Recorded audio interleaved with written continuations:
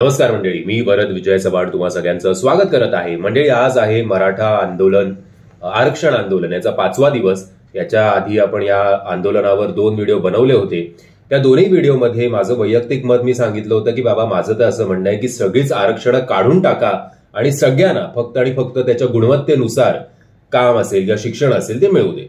पण मी त्या दोन्ही व्हिडिओमध्ये हेही बोललो होतो की हा जो काही राग आहे मराठा समाजाचा, मराठा बांधवांचा, तो काही आज आपण विचार केला आणि उद्या आंदोलन करतोय अशातला भाग नाहीये. पिढ्यानपिढ्यांपासून कुठेतरी त्यांच्यावर सातत्याने अन्याय होतोय आणि ती जी घुसमट होती, ती घुसमट बाहेर येण्यासाठी त्यांना एक नेत्याची गरज होती आणि मनोज जरांगे साहेबांच्या रूपाने तो नेता त्यांना मिळालेला आहे.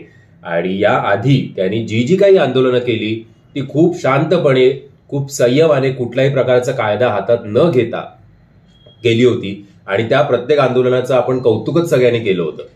इनफॅक्ट त्या दोन्ही व्हिडिओमध्ये मी असं म्हटलं होतं की बाबा चल, मला नाही पटत आहे ते, बट जर हा समाज, हे सगळे जे आपले बांधव आहेत, ते जर काहीतरी त्यांचं इनजस्टिस, अन्याय जे फेस करतायत, त्या अन्यायाला सरकारने गांभीर्याने घ्यावं आणि काहीतरी यातनं मार्ग काढावा. आता ते ओबीसी कोटातनं कुठनं आणि ते सगळं आता सरकारने ते कोट ठरवेल. बट तुमची बाजू घेऊन सुद्धा, कारण आपल्याकडे कसं झालंय हल्ली, व्हिडिओ अख्खे कोण बघत नाही. हा तुझा विषय नाहीये, तू याच्यामध्ये पडू नको, कोण रे तू हे सगळं सांगणारा. अरे पण व्हिडिओ तर बघा अख्खा, तुमचीच बाजू घेतोय मी. कमेंट करणं काय हल्ली फुकट असतं, त्यामुळे कोणीही कमेंट उठसूट करू शकतं अख्खा व्हिडिओ न बघता. एनिवेज, सो शुक्रवारी या अमरण उपोषणाची, जरांगे पाटील साहेबांच्या या आंदोलनाची, मराठा समाजाच्या आंदोलनाची सुरुवात झाली. शुक्रवारी पहिल्या दिवशीच आपल्या सरकारने जी काही या आंदोलकांना वागणूक दिली, ती वागणूक अतिशय अमानुष होती आणि सगळ्यांनी, महाराष्ट्रभर प्रत्येकाने, जरी तो या आरक्षणाचा किंवा आंदोलनाचा समर्थक असो किंवा नसो, किंवा तो सरकारचा समर्थक असला तरी हे वागणं काही बरोबर नाही असं प्रत्येकाच्या मनात येतच होतं.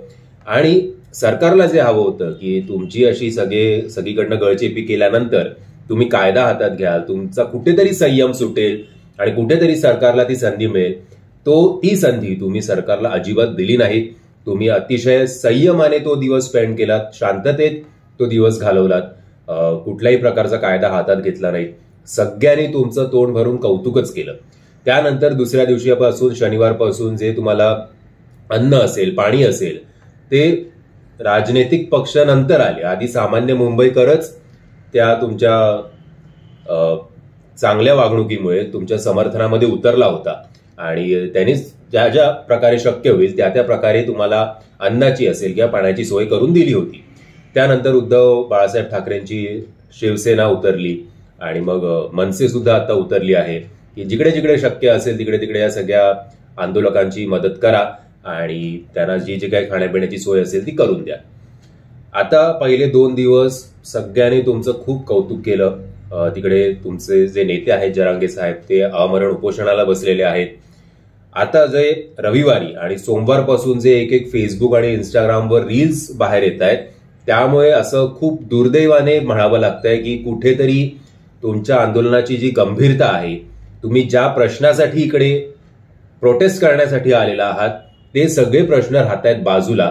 असं वाटतंय आता की तुम्ही इकडे मुंबई दर्शन करायला आलेला आहात, तुम्ही इकडे खेळायला आलेला आहात.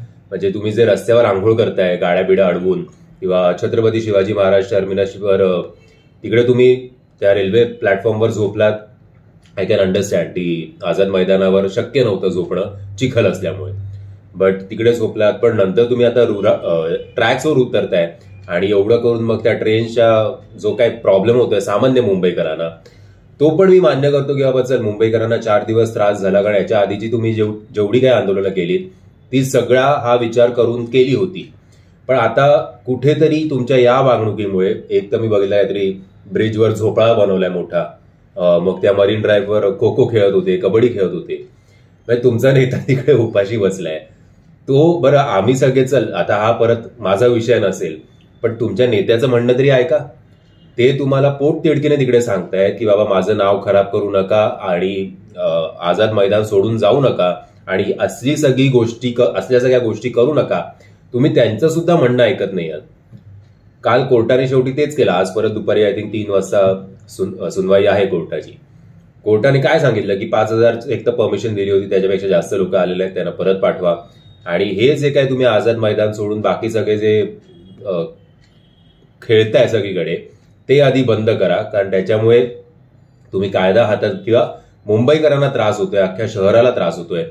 ते हेच बातमी एका टाइम्स ऑफ इंडियाच्या महिला पत्रकारांनी छापली, तर तिला धमक्यांचे फोन आले. मग कोणती कपिल शर्मा शो मधली ती चक्रवर्ती, तिच्या पण गाड्यांवर काहीतरी आदळआपट केलात आणि मग ती फर्स्ट टाइम असं बोलली की मुंबई मला सुरक्षित वाटत नाही. तिला मे बी या सगळ्या गोष्टीचा माहिती सुद्धा नसतील की मराठा समाजाचा काय प्रश्न आहे काय. तिला असं वाटलं असेल की भगवे कापड आणि फडके घेऊन आणि भगवे झेंडे घेऊनच सगळे आलेले आहेत, म्हणजे परत मराठीचंच काहीतरी असणार, नेहमीच यांचं बोंबाव मस्ते असंच तिचा समज झालेला असणार. आणि मग अशा वेळेला जर तिच्या गाडीवर तुम्ही ते तिचं तर म्हणणं होतं काय पोट बीट घासून बोनेटवर सगळे नाचत होते, तो मग आपणच आपलं इम्प्रेशन खराब करतोय. आणि कुठेतरी आपल्या मराठी बांधवांमध्ये भगिनींमध्ये सोडा, पण बाहेरचे जे मुंबईमध्ये आलेले लोक आहेत ते काय म्हणून बघतील तुमच्याकडे, हसतील तुमच्यावरती. आणि कुठेतरी ज्या प्रश्नासाठी ज्या गोष्टीसाठी तुम्ही इकडे इथपर्यंत मुंबईपर्यंत आलेला आहात, आज तुमचा माणूस तुमचा नेता तिकडे उपाशी आहे, तर सिरियसनेस ठेवा जरा. या सगळ्या गोष्टी करू नका. हे आय थिंक हे सगळं फेसबुक आणि इंस्टाग्रामवर हल्ली पोस्ट करायला जास्त असतं वाटतं, की इंस्टाग्रामवर आपल्याला जास्तीत जास्त आता व्ह्यूज मिळतील या सगळ्या गोष्टींमुळे. सो या गोष्टी करू नका. मला एक तुमचा लहान भाऊ म्हणा किंवा मोठा भाऊ म्हणा किंवा हितचिंतक म्हणा, प्लीज कुठेतरी या सगळ्या आंदोलनाचं गांभीर्य ठेवा. सरकारला जे हवंय ते कोर्टाकडनं वधवून घेत आहे हे सुद्धा विसरू नका. कोर्टाने सरकारला हेच सांगायचं आहे की याच्यामुळे अख्ख्या शहराची वाट लागतेय आणि आता तुम्ही तुमचं काम करू शकता, या आंदोलकांना उठवू शकता. याचंच वाट सरकार बघताय. जे ते डिरेक्टली बोलत नाहीत तो असा घास तुम्हाला देतायत आणि तुम्ही त्यांना वाढून देताय आता सगळ्या गोष्टी. त्यामुळे प्लीज कृपा करून या सगळ्या गोष्टी करू नका. सुप्रिया सुळेताईंवर सुद्धा तुम्ही काहीतरी त्यांच्या त्या गाड्यांवर बाटल्या फेकल्यात आणि शरद पवार साहेबांना शिव्या घातल्यात. तो हे जेव्हा मीडियामध्ये येतं ना, हे जेव्हा जगासमोर येतं, महाराष्ट्रासमोर येतं, तेव्हा त्याची इमेज तुमच्याबद्दलची चांगली होत नाही. त्यामुळे एवढं आता सोशल मीडियाचं कशा प्रकारे मीडिया मॅनिप्युलेट करते हे काय मी तुम्हाला नव्याने सांगायची गरज नाहीये. तुम्ही जे जे चांगलं वागताय ते मीडिया अजिबात दाखवणार नाही.